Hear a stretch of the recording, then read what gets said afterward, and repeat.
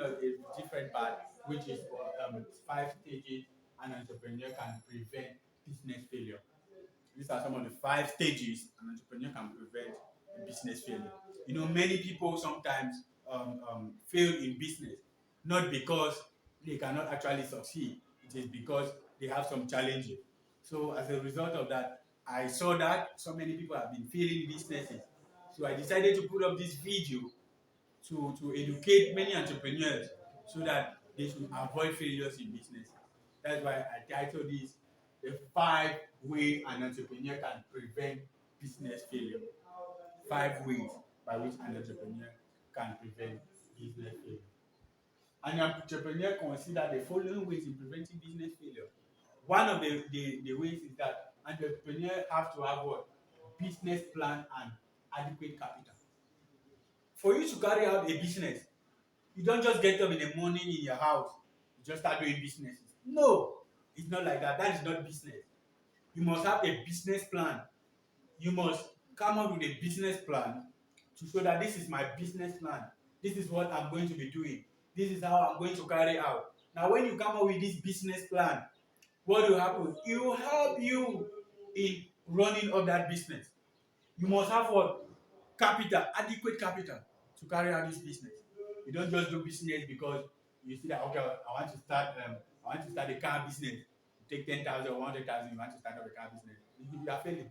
You're already a failure. So to start up a business, you must have much capital. In French, we call it l'argent.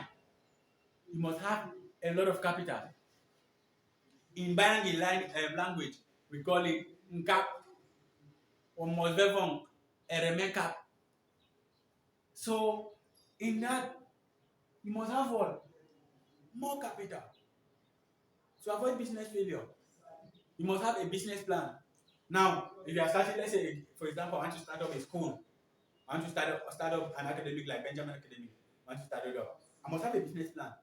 Now, this is my plan. This is how I'm going to work. This is my plan of action. Everything concerning the academy, you plan it, you draft it, and you keep. You come now, you look for the finance. You keep the finance aside. When you are starting that business, you will not have any problem of failing. Another is that do not start your business in a down economy.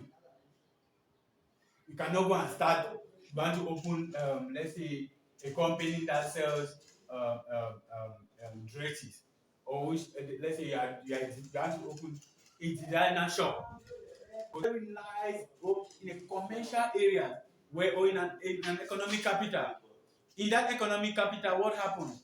You start up that business, you have more audience, more people who would like to come to do what? To buy these goods from you. And another is to close relationship with creditor. You must have close relationship with creditor. Creditor are those people like people who come to buy from you. They are creditors to you. Or we can put it in the form of a bank. Yeah, you owe, you take a loan from the bank, or you're a customer to that bank. You are a creditor to that bank, or you save your money to that bank. You are a creditor to that bank. How are you a creditor? You come and you give money to the bank. You are making what the bank's money to do to increase. You come, let's say you are a businessman. You want to come and buy from a seller. You are a creditor. Why?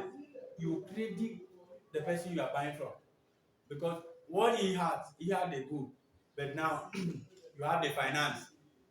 When you buy, you are crediting his income, and you are reducing what he stocks, because he's giving you all his stocks and then taking your income. So you are crediting that company. So you must have close relationship with them. For example, a bank needs to have close relationship with its customers, as well as an entrepreneur who is carrying out a business transaction needs to have close relationship with his creditors. That is, people who come to buy from him. You need to always have a time to discuss with them. Also, you must always make them friendly. Another is that good account receivable. When we talk about good account receivable, we are talking about where your income can be put into. Now, let's say for example, an entrepreneur who is dealing with businesses like cars, who is selling expensive cars like Land Cruiser Prado, who is expensive and selling things like limousine. You need to have a good account where this account, let's say for example, a customer comes that okay, I would like to pay you through your account, give me your account number. Now on that, you can easily go give a person the customer your account number, he pays, and when confirmation is made, you give the goods or the car, if it's a car, or the goods to the customer. So it is very important to have a good account so you can to carry out business in order not to do what? Not to fail in business. Another, now we're talking about good record keeping. As an entrepreneur, for you not to fail, you must always keep record. Either for all your transactions that you carry. You don't just do business like, let's say for example, you're a car dealer, you import 100 cars, you sell them, you don't even keep the records of the income that comes in. When you don't keep them, you see that there's failure. You don't know where to identify that failure. Or there's a shortage in the income. You don't know where to identify where there's shortage. Because of what? You don't keep records. But when you keep your good record concerning your company, it is very easy to do to identify shortages, to identify failures, and to correct them. You must do business keeping records in all forms. It is very important. It is very sweet to keep records. Let's say, for example, someone who is dealing with a wholesale store, and then you have a computer. Everything that is being bought in that store, you record them down. At the end of the month, what do? You come to the record. You calculate your expenses. You calculate the revenue that you have had. So you must always have to keep records. A good entrepreneur, an entrepreneur that does not want to fail. In order not to fail, you must keep records. Another, you must be a diversified customer base. You cannot be an entrepreneur and you are dealing with only one product. It is very difficult, because if you are dealing only one product, let's say for example this one product failed, what are you going to do to sustain yourself? You must be diversified. You must divest in your good. You must divest customers base in all other products. You can be selling biscuits in cartons. You can be selling cars. You can be selling milk in carton. You can be selling savons. That means you be diversified. You don't just sell only one product. You must sell so many products. You must develop management skills before starting. You don't just start up a business, or an entrepreneur. You just start up a business. You don't have the management skills. Go to YouTube, watch videos, watch on Benjamin Academic, watch on other platforms to have that skills, to know how to manage businesses. Learn how to manage businesses. When you learn, it will be very simple for you to manage. It will be very simple, sweet. And at the end of the day, you see that you work up with businesses, you will never fail. You will never fail. Consider use of partners. Go slowly. You must always consider the use of partners. You must. That's why in most schools, partners are those who actually brings in income for you to run up that business. Those are who they are known as partners. But when we'll be looking at partnership business, we will get to know deeper who are partners and the different types of partners. On this, you must consider now partners are those your customers that comes, because actually they'll come and finance your business, so they are partners to their business. You must consider their ideas. That is why sometimes in most schools there are suggestion box that people will come and give up their partners will come and drop up their ideas, or students. Students are partners to schools. If you are buying from a company, you are partner to that company while you are bringing income. If you are saving money in a bank, know it from today that you're a partner to that bank. Why? You save income in that bank. So in those suggestion box that is always put around schools is to get your own opinion about businesses. Are you an entrepreneur? You are creating up a business. You are working on a business proposal. Set up suggestion box around your area. Keep a suggestion box around your office.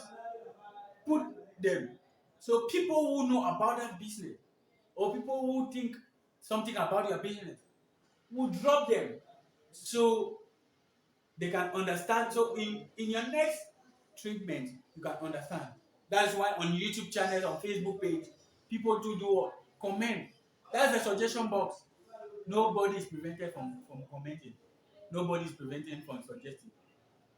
If you comment on a YouTube channel, you see that people will allow you come, you look at it, you now improve or you stand back at that quality. Let's say somebody comes on a YouTube channel and say,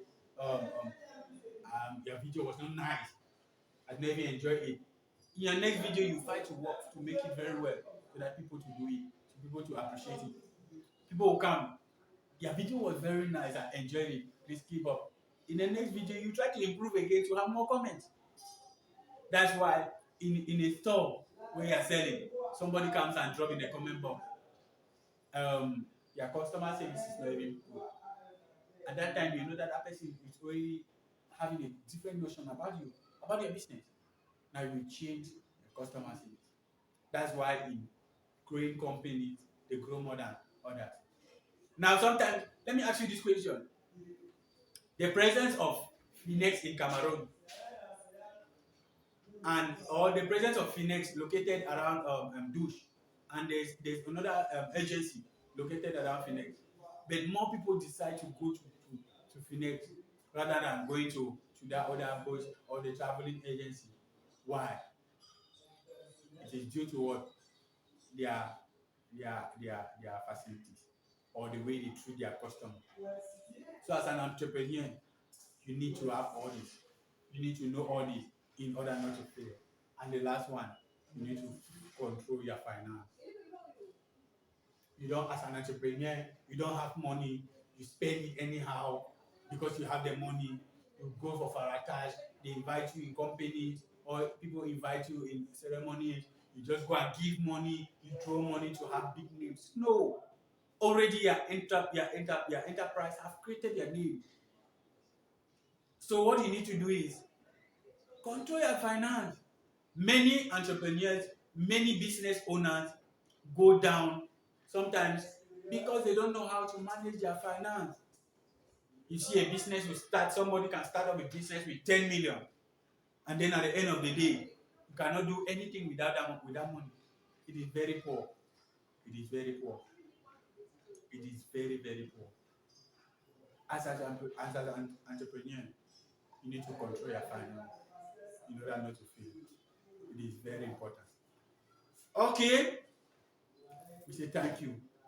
Welcome to Benjamin Academy. Hoping to see you. Are you a business owner? You need more advice. 682, we just write our number. 682 880087. You can call for business advice. You can call at any time.